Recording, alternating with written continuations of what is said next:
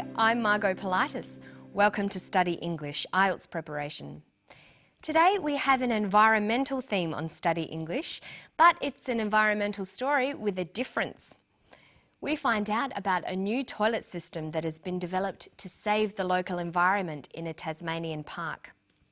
We're going to be looking at how to talk about processes, so listen carefully to David Holman talk about his new environmentally friendly toilet. The liquid waste comes from the toilet behind me. There's a containment vessel for the solids.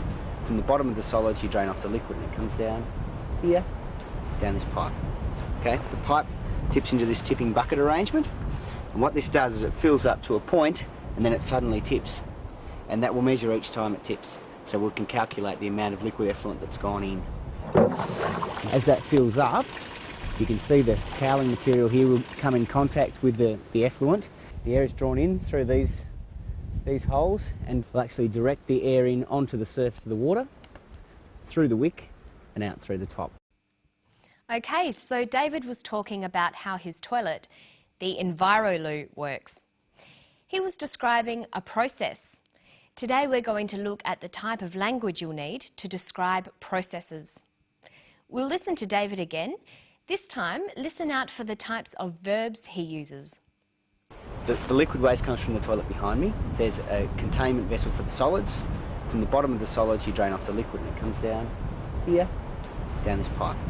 Okay, the pipe tips into this tipping bucket arrangement, and what this does is it fills up to a point and then it suddenly tips, and that will measure each time it tips, so we can calculate the amount of liquid effluent that's gone in.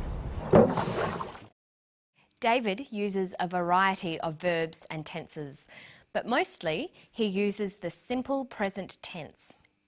The simple present is often used to describe processes and procedures.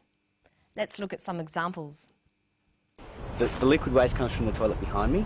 Okay, the pipe tips into this tipping bucket arrangement, and what this does is it fills up to a point and then it suddenly tips. There's also another, more formal way of describing processes. That's using the passive voice. In formal academic writing, it's common to use the passive voice for actions in a process or procedure. When you use the passive voice, your writing becomes impersonal and distant. This is more formal and is often more suitable in an academic setting. Listen for a passive verb here. As that fills up, you can see the cowling material here will come in contact with the effluent. The air is drawn in through these holes. He says, is drawn in. The air is drawn in. Notice there is no subject, no person or thing doing the action, it is just done. This is called the passive voice. This highlights the process or action rather than the person or thing doing the action. The passive is used when the important thing is not who did the action, but the action itself. This is true when you are describing processes. The process is the same no matter who is doing it, so we choose the passive voice. Let's look a bit more closely at how the passive is formed. Passive verbs are formed by using the verb to be plus the past participle of the verb. Let's look at the verb draw in, to bring something in. The past participle is drawn. This is an irregular past participle. So the passive form is to be drawn in. The different forms of the passive vary according to the action and when the action happened. Okay, so in formal writing, we use the passive form for processes. But David doesn't always use the passive because he's having a conversation with someone. Let's look at one of David's more informal sentences and see how we could change it into a more formal description. There's a containment vessel for the solids. From the bottom of the solids you drain off the liquid.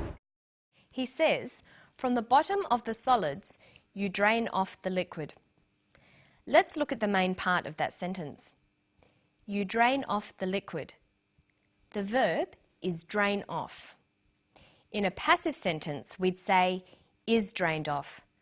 The past participle with the present tense form of to be. To form the passive, we also need to change the sentence around. Most English sentences use the active form. That's subject, verb, object. But in the passive, sentences begin with the object of the verb. Object, verb, subject.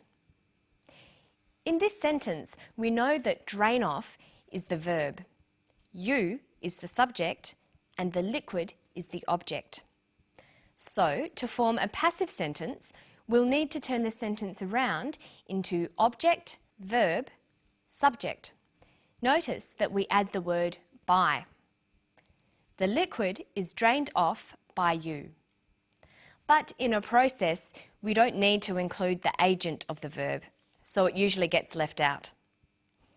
Our new, more formal sentence reads, the liquid is drained off.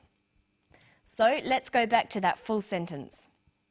From the bottom of the solids, you drain off the liquid. From the bottom of the solids, the liquid is drained off. Here's another one.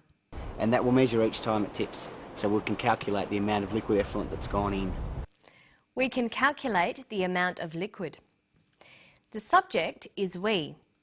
This will be dropped in our passive sentence. The object is the amount of liquid. The verb is can calculate. Calculate has the past participle calculated. When there are auxiliary verbs like can, we use the infinitive form of the verb to be. So the full verb phrase can calculate becomes can be calculated. Remember that a passive sentence starts with the object, then the verb.